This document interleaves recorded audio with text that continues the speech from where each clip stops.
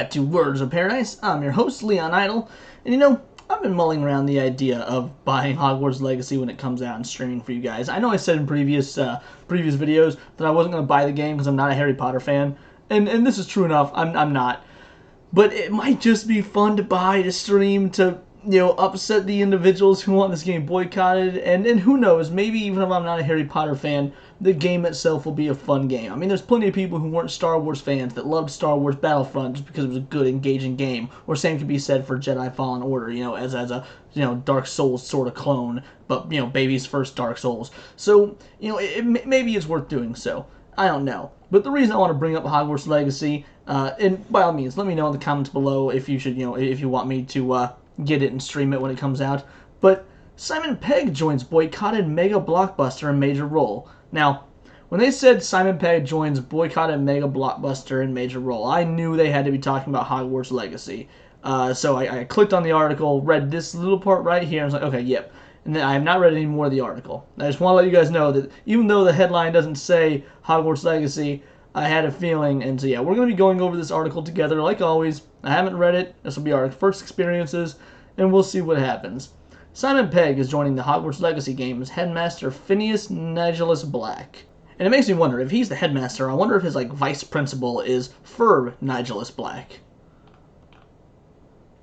English actor Simon Pegg has joined the wizarding world of Harry Potter, voicing the infamous headmaster Phineas Nigellus Black in the controversial upcoming game Hogwarts Legacy. The game, set in the wizarding world in the 1800s, has already hit with a crushing delay following the wave of controversy regarding Harry Potter writer J.K. Rowling and anti-trans comments the writer made in 2020. Once again, she didn't make anti-trans comments, we all know this, but sure, giant freaking robot, just lick that boot just like your Wizards of the Coast and MTG rocks. Simon Pegg describes Phineas Nigellus Black, the great-great-grandfather of Sirius Black, as the least popular headmaster of Hogwarts School of Witchcraft and Wizardry in history, and according to the actor, Black's role in the game is to hinder the efforts of players. The actor further described his character as the opposite of Sirius Black. Phineas isn't noble and brave. Instead, he's a self-interested fool that will both help and hinder the players as they progress through Hogwarts Legacy. The character was already mentioned in the books and films, but he hadn't made an active appearance before the game. For those who haven't seen Harry Potter in a while, Simon Pegg's character appears as a portrait hanging in Dumbledore's office, who reluctantly helps send a message to his twin portrait in Grimmauld Place, since portraits in Harry Potter live. According to Simon Pegg, who is a cherished treasure of the geek culture, having starred in Star Trek and Paul, having started Star Trek and Paul, you're not going to mention the Cornetto trilogy, what he's, best known for? The freaking Cornetto trilogy? Alright, sure, whatever. Those who end up buying Hogwarts Legacy will have the opportunity to learn how the infamous headmaster got such a bad reputation in the school's history.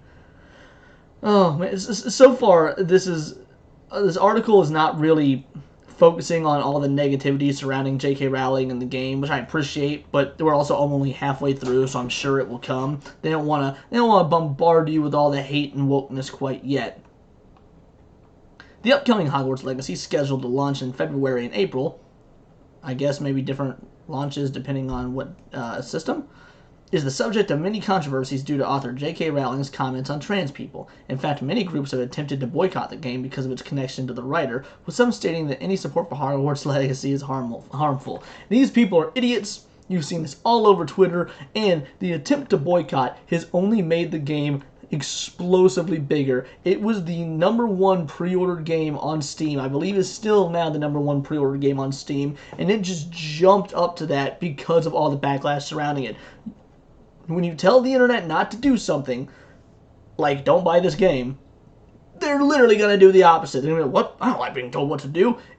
How people have not come to understand this, considering how long the internet has been around at this point, is beyond me. Or maybe we just have a bunch of new young people who are too dumb to realize the history of the internet. If you're young and dumb and watching this, go watch some Justin Wang videos, learn about some internet history that you weren't quite part of because you were a wee little tyke if you were even born at the time, and realize that this is not how you handle cancellation and boycott on the internet. You're only making things worse for yourselves. However, whether that's truly the case or not has nothing to do with the game, and boycotting it may hurt the developers and voice actors, such as Simon Pegg, much more than it would hurt the Harry Potter author. In either case, people are devoiding themselves of enjoying some Harry Potter content over J.K. Rowling's criticism of trans activism. At least they're not straight up calling her a transphobe or something. I'll give credit where it's due. Fair enough, giant freaking robot. J.K. Rowling's commentary and criticism of trans activism has divided the stardom of Harry Potter, with actors such as Ralph Fiennes defending the author and Emma Watson stating she wouldn't return to Harry Potter if J.K. Rowling continues to be involved with the franchise. It is her franchise. I know Emma Watson said this, but I can't get over it. That would be like if William Shatner said, I'm not coming back to Star Trek if Gene Roddenberry is involved.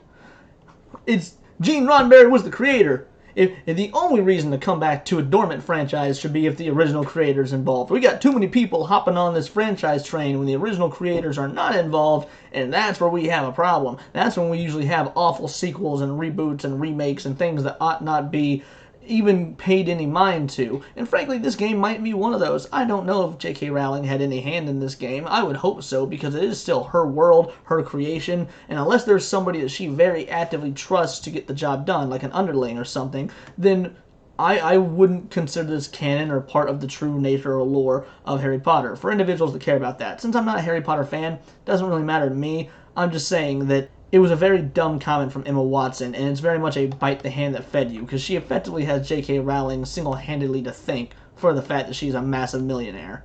Unfortunately, for those boycotting the game, Hogwarts Legacy is among the most popular and highly anticipated titles on various digital storefronts, and many industry analysts are saying that it could become a blockbuster.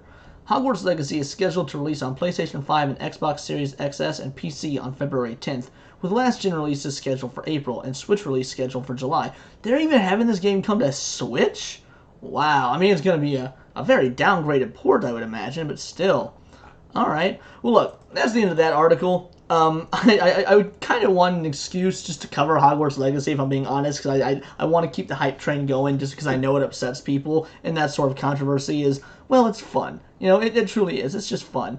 But I really am on the fence whether I should buy it and stream it or, you know, just let it fall by the wayside, since I don't play a whole lot of video games nowadays, or at least not a whole lot of modern ones. I mean, I've frequently been going back to the Sonic Adventure 1 and 2 as of late, unless I'm playing World of Warcraft. And that's really about it.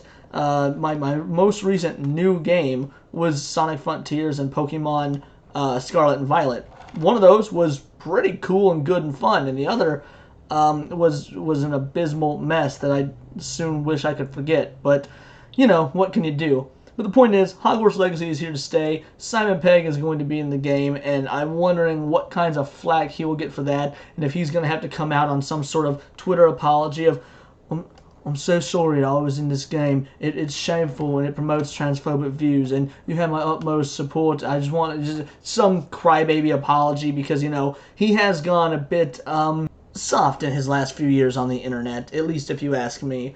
But that's really all I've got for you. If you enjoyed this, please check out some of my other content. You would probably enjoy it. I cover Dungeons & Dragons, Magic the Gathering, other video game, movie, anime topics, usually all involving the news, sometimes reviews. Yeah, check that out. Be sure to stick around. And, of course, subscribe to the channel. Really try and grow it in 2023. It would mean the world to me. And we can keep covering things like Hogwarts Legacy together and make sure this drama is just thrown into the face of all those crying Twitter babies. But until next time, this has been Words of Paradise.